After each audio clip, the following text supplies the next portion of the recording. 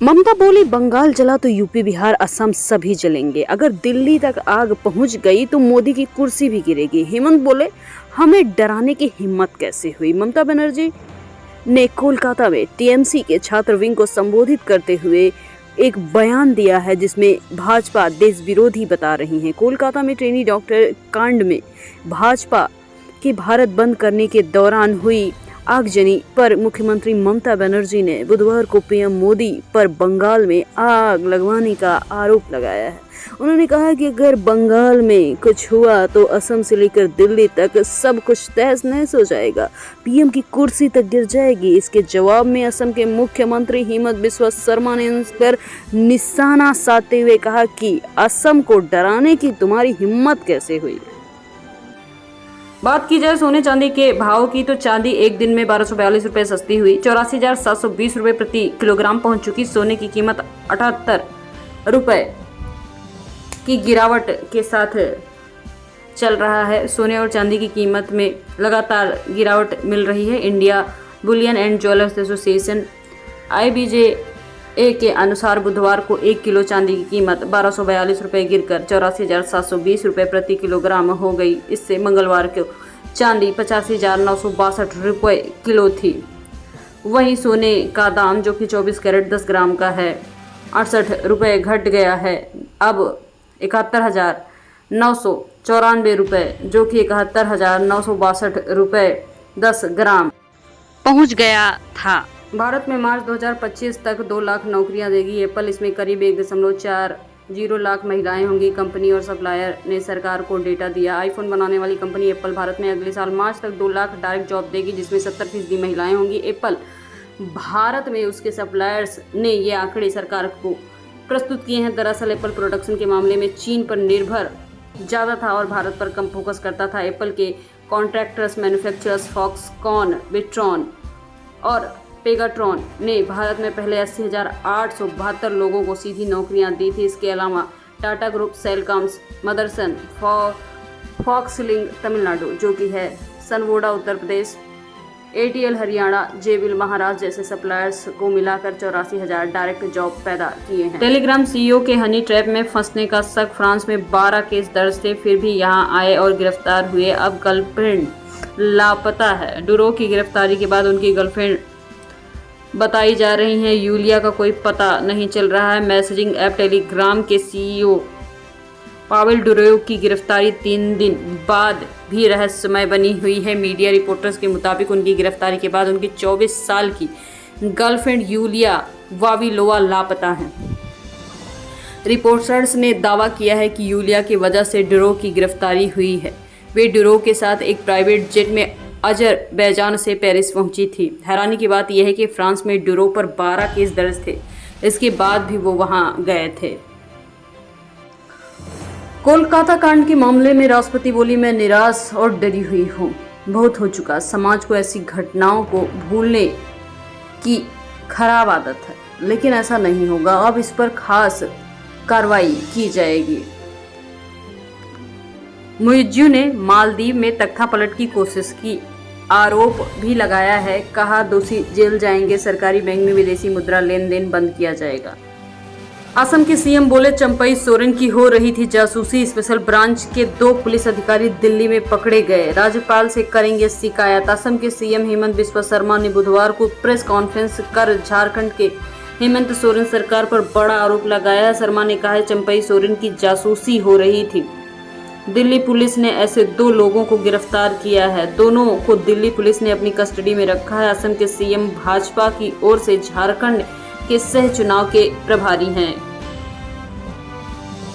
अगली खबर की बात की जाए तो नारायण राणे और आदित्य ठाकरे के समर्थक के बीच झड़प। दोनों एक साथ सिंधुदुर्ग के राजकोट किले पहुंचे। 3 दिन पहले शिवाजी की प्रतिमा गिरी थी। राजकोट किले के बाहर शिवसेना और भाजपा कार्यकर्ता आपस में भिड़े। दोनों ने एक दूसरे की पार्टी के खिलाफ नारेबाजी की। महाराष्ट्र में सिंधुदुर्ग के राजकोट किले में 2 दिन पहले गिरी छत्रपति शिवाजी की प्रतिमा को लेकर राजनीतिक घटनाक्रम तेज हो गए। शिवसेना यानी UBT नेता आदित्य ठाकरे और भाजपा सांसद नारायण राणे अपने अपने समर्थकों के साथ एक ही समय पर राजकोट के किले यानी शिवाजी की प्रतिमा जहां पे थी वहां पहुंचे और दोनों समर्थक आपस में भिड़ गए। भारत में 73,000 अमेरिकी राइफल ऑर्डर दिया गया। 837 करोड़ में डील हुई। 2019 में 667 करोड़ में 72,400 राइफल्स मंगाई गई थी। सिंह असॉल्ट राइफल की दूसरी खरीद को दिसंबर 2023 में राजनाथ ने मंजूरी दी थी। भारत ने अमेरिका को 73,600 असॉल्ट राइफल का दूसरा ऑर्डर दिया है। 600 ने ये जानकारी दी है कि सोशल मीडिया के मुताबिक इस डील को भारत ने 837 करोड़ रुपए में साइन किया है। इससे पहले फरवरी 2019 में फास्ट ट्रैक खरीद के तहत भारत ने 647 करोड़ रुपए में 72,400 सिग 716 राइफल्स का ऑर्डर दिया था। राइफल्स की दूसरी खरीद 2023 में रक्षा मंत्री राजनाथ सिंह की अगुवाई में डिफेंस एक्विजिशन काउंसिल ने मंजूरी दी थी। इस समय गुजरात में झमाझम बारिश हो रही है। गुजरात के 13 जिलों में 200 mm से ज़्यादा बारिश हो चुकी है। 18 जिलों में बाढ़, 15 लोग इस दुनिया से उठ चुके हैं। सेना तैनात हो चुकी है। पहली तस्वीर वडोदरा की है। यहाँ दर्जनों गाड़ियाँ सड़कों पर डूब गई हैं। दूसरी जामनगर की, जहाँ पुलिस पोस्ट बाढ़ में बह गई। गुजरात में 13 जिलों में पिछले 24 घंटे में 200 mm बारिश दर्ज हुई है। 18 जिलों में बाढ़ के हालात हैं। 5 जिलों राजकोट, आणंद, मोराबी, खेड़ा, वडोदरा, द्वारका में सेना तैनात है। गुजरात में बारिश के चलते पिछले 3 दिनों से 15 लोग इस दुनिया से जा चुके हैं। 23,000 लोगों को रेस्क्यू किया गया है। 15 ट्रेनें रद्द की गई हैं। अहमदाबाद, राजकोट, बोटाद, आणंद, खेड़ा, महिसागर, कराच और मोराबी में प्राइमरी सेकेंडरी स्कूल की छुट्टियां कर दी गई हैं।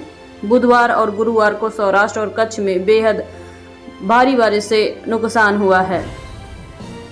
वहीं उत्तर प्रदेश में भी लखनऊ, आगरा समेत 10 जिलों में बारिश का कहर जारी है। वाराणसी में इतनी बारिश हुई कि सड़कें डूब चुकी हैं। पिछले 24 घंटे में 4.7 mm बारिश हुई। बलिया में सरयू नदी खतरे के निशान के 1 मीटर ऊपर बह रही है। कोलकाता कांड के मामले में राष्ट्रपति बोली, मैं निराश और डरी हुई हूँ। बहुत हो चुका। समाज को ऐसी घटनाओं को भूलने की खराब आदत है, लेकिन ऐसा नहीं होगा। अब इस पर खास कार्रवाई की जाएगी।